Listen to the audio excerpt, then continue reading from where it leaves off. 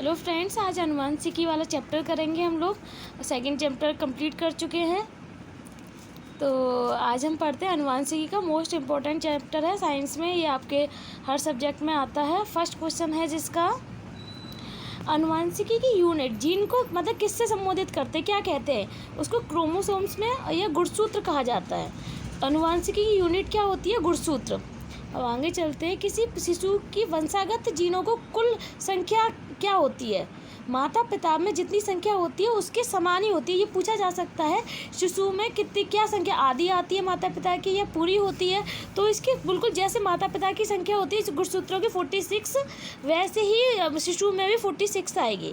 आगे पढ़ते हैं हम। ये मोस्ट इम्पोर्टेंट नहीं है। अब ये है हमारा ये शब्द ये आता है, जीन शब्द किसने दिया था? जोहन्से ने दिया था। किसने दिया था? जोहन्से। आप जा से जोहन्से याद कर सकते हो। ट्रिक वाइज जा से जीन, जा से जोहन्से। तो नेक्स्ट चलते हैं। चींटी के अम्ल में, चींटी जो हमें काटती है वो जो जलन होती है वो किससे होती है? वो जो उस अम्ल का नाम होता है फॉर्मिक अम्ल। चींटी जिसे हम काटती है जो अम्ल निकलता है उससे हम फॉर्मिक अम्ल कहते हैं। ये सेम क्वेश्चन है। लाल चींटियों को काटने से कौन सा, चाहे चींटी काटे या लाल चींटी काटे, सेम ही फॉर्मिक अम्ल होता है उसका।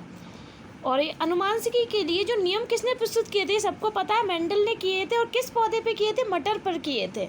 अगर आपको कोई भी प्रॉब्लम हो वीडियो में तो आप मुझे कमेंट बॉक्स में लिख के दे सकते हो, और जो हमारे लिए इम्पोर्टेंट होगा वही मैं आपको बताऊंगी। अब बताए, बिना निषेचन के अंडे के विकास को क्या कहते हैं? पार्थेनोजेनेसिस कहते हैं। बिना निषेचन के, बिना फर्टिलाइजेशन के जो अंडे होते हैं उन्हें क्या कहते हैं? जो बिना फर्टिलाइजेशन के अंडे विकसित होते हैं, जो विकास होता है उनको पार्थेनोजेनेसिस कहते हैं। पार्थ मतलब तुम देखो पत्थर जैसा जो पड़ा रहता है, कुछ नहीं करता। इसमें बिना निषेचन कुछ नहीं करना पड़ा। और बिना निषेचन के जो अंडे होते हैं उसे पार्थेनोजेनेसिस कहते हैं। आपको याद हो गया होगा। अब आता है, जन्म से पहले शिशु का लिंग किसके द्वारा सुनिश्चित किया जाता है? देखो, जो माता होती है, माँ होती है, उसमें सिर्फ XX होता है। लेकिन जो पिताजी होते हैं, मतलब कि जो मेल होता है, फादर होते हैं, उसमें XY होता है। फादर में, पिता में XY होता है, लेकिन माँ में सिर्फ XX होता है। XX होता है। तो डिफरेंट किस में हुआ? पिता में। तो हम लिंग का निर्धारण जो होता है वो पिता से होता है। XX मिलते हैं तो लड़की पैदा होती है, और X और Y मिलते हैं तो लड़का पैदा होता है। तो जो लिंग का निर्धारण होता है वो पिता से होता है। आपको समझ में आ गया होगा। अगर कोई दिक्कत होती है आप मेरे को कमेंट बॉक्स में लिख के दे सकते हो। आगे पढ़ते हैं हम। वनस्पति प्रजनन द्वारा एक ही पौधे से प्राप्त होने वाली संपूर्ण संतति को क्या कहा जाता है? क्लोन कहते हैं। वनस्पति प्रजनन द्वारा एक ही पौधे से प्राप्त होने वाली संपूर्ण संतति को क्या कहा जाता है? क्लोन कहा जाता है। आप समझ में आ गया होगा। और यह ऊपर ही पढ़ चुके हैं हम। जीन किससे? जोहन्स से। G for Jean, G for Johns. अब आगे पढ़ते हैं। ये इम्पोर्टेंट नहीं है। आगे वाला है, भ्रूण के पोषण में कौन सी संरचना सहायक होती है? प्लेसेंटा। कौन सी संरचना भ्रूण के पोषण में सहायक होती है? प्लेसेंटा। भ्रूण के पोषण में कौन सी संरचना सहायक होती है? आपको याद रखना प्लेसेंटा। बार बार मैं इसलिए बोल रही हूँ जिससे आपको ये याद हो जाए। ये सेम क्वेश्चन फिर से आ गया है। किसी शिशु का लिंग निर्धारण किसके द्वारा किया जाता है? पिता के क्रोमोसोम्स के द्वारा। जैसे कि मैंने आपको बताया XY होते हैं पिता के, जिससे बॉय पैदा होता है, XX मिलती है तो लड़की पैदा होती है। तो पिता के क्रोमोसोम से लिंग का निर्धारण होता है कि लड़का होगा या लड़की होगी। हमारा ये क्वेश्चन आता है, मानव शरीर में पाए जाने वाले गुणसूत्रों की संख्या 46 होती है। कितनी होती है? 46। ये आई थिंक आपको सबको याद होगा। फिर से सेम क्वेश्चन आ गया है तो इसे छोड़ दीजिए।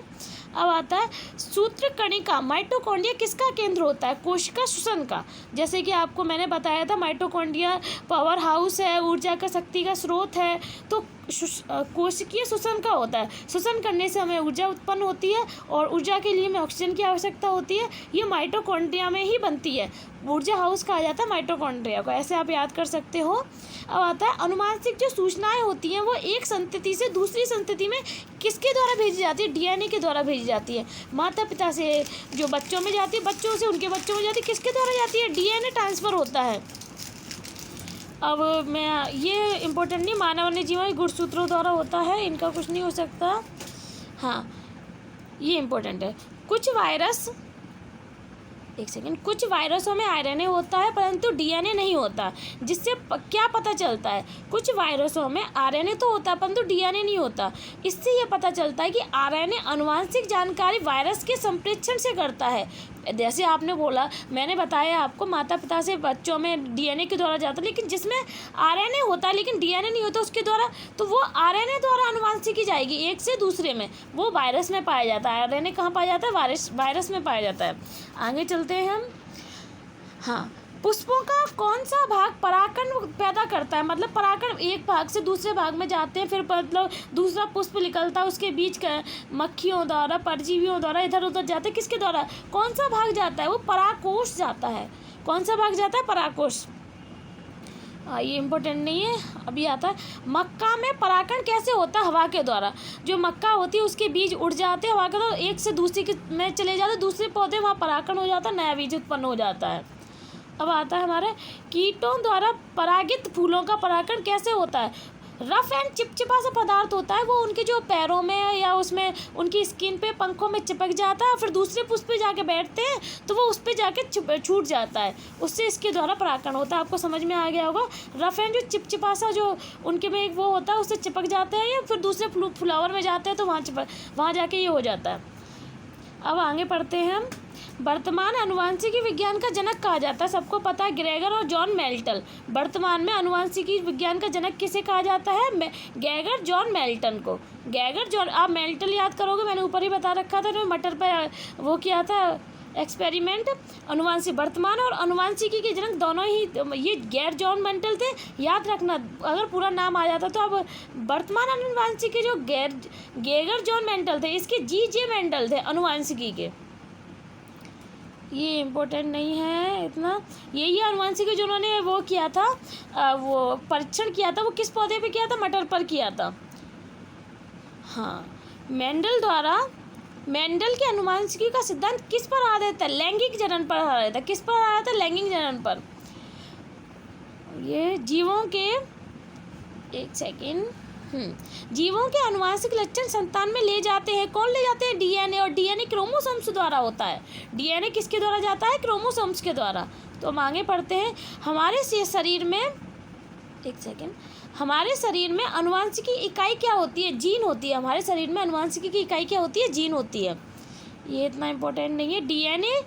डीएनए में उपलब्ध कौन सा यौगिक अमीनो अम्ल नहीं बनाता? ये आपसे पूछा था। वैसे डीएनए में सारे जो यौगिक होते हैं वो अमीनो अम्ल बनाते हैं, लेकिन ये टायरोसिन अमीनो अम्ल नहीं बनाता है। हाँ जी, टायरोसिन अमीनो अम्ल नहीं बनाता है। आपको याद रखना है कौन सा यौगिक नहीं बनाता? टायरोसिन नहीं बनाता है।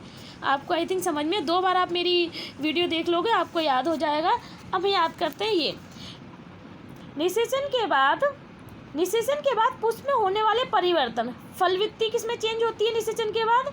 वो अंडाशय वृत्ति में। ये पूछा जा सकता है, बहुत क्वेश्चन आते हैं। फलवृत्ति अंडाशय में होती है, अंडाशय वृत्ति में भ्रूणकोश त्रिसंयोजक केंद्रक में होता है, और भ्रूण अंडकोशिका में पेरिस्पर्म बीजांड में होते हैं, बीजांडकाय में, और बीज होते हैं बीजांड में। पेरिस्पर्म होते हैं बीजांडकाय में, बीज होते हैं बीजांड में। आपको याद करना, 2-3 बार आप मेरी इस वीडियो को देख लोगे आपको याद हो जाएगा। भ्रूणकोश मतलब फलवृत्ति अंडाशय वृत्ति, भ्रूणकोश त्रिसंयोजक केंद्रक में, और भ्रूण अंडकोशिका में, पेरिस्पर्म बीजांडकाय में, और बीज बीजांड में। आगे चलते हैं। सबसे ज़्यादा मोस्ट इम्पोर्टेंट पार्ट है इसका और लास्ट है ये। हम पढ़ते हैं मच्छर में कितने गुणसूत्र पाए जाते हैं? आपको याद रखना है, मच्छर में 6 गुणसूत्र पाए जाते हैं। जैसे हम में 46 होते हैं, और तो इनमें जो मच्छर में होते हैं वो सिर्फ 6 गुणसूत्र पाए जाते हैं। मेंढक में कितने पाए जाते हैं? 26 गुणसूत्र पाए जाते हैं। आप 2-3 बार देखोगे वीडियो याद हो जाएंगे। और बंदर में 42 गुणसूत्र, आजकल ये क्वेश्चन आने लगा, बंदर में कितने गुणसूत्र पाए जाते हैं? 42। और चिंपैंजी में कितने गुणसूत्र पाए जाते हैं? 48 गुणसूत्र पाए जाते हैं चिंपैंजी में। और घरेलू जो मक्खी होती है उसमें 12 पाए जाते हैं। और प्याज के गुणसूत्र होते हैं 16। प्याज में गुणसूत्र कितने होते हैं? 16। और मक्के में गुणसूत्र कितने होते हैं? मक्का देखो 2 बार का तो 20 आप याद करिए, 20 होता है ना, वैसे आप 20 याद कर सकते हो, सिर्फ याद करने की ट्रिक बता रही हूँ। नींबू में कितने हो सकते हैं? 18 या 36। 18 या 36 हो सकते हैं, या तो 18 होंगे या 36 होंगे नींबू में। आगे चलते हैं।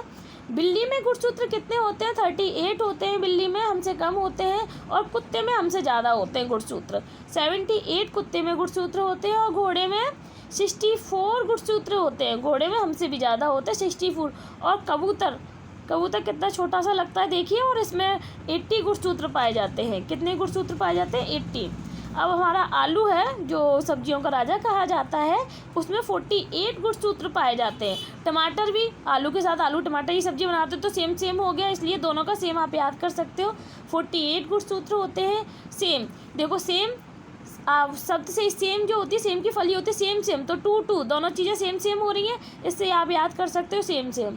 अब ये तम्बाकू में कितने गुणसूत्र पाए जाते हैं? 48। कितने गुणसूत्र पाए जाते हैं तम्बाकू में? 48, जिससे हमारी मतलब कैंसर वैंसर हो जाता, नहीं खाना चाहिए हमको, लेकिन फिर भी लोग नहीं मानते हैं ज़्यादातर बॉयज़, उनसे स्पेशली कहना है यार नहीं खाया करिए, कैंसर हो जाएगा, आपके घर वालों को झेलना पड़ेगा। अब मनुष्य में कितने गुणसूत्र पाए जाते हैं? 46, सबको याद होगा। खरगोश कितना सॉफ्ट और वाइट होता है, कितने गुणसूत्र होते हैं उसमें? 44। देखो उसके गुणसूत्रों की संख्या भी कितनी सिंपल है। एस्केरिस में सिर्फ 2 गुणसूत्र पाए जाते हैं। कितने पाए जाते हैं एस्केरिस में? 2 गुणसूत्र।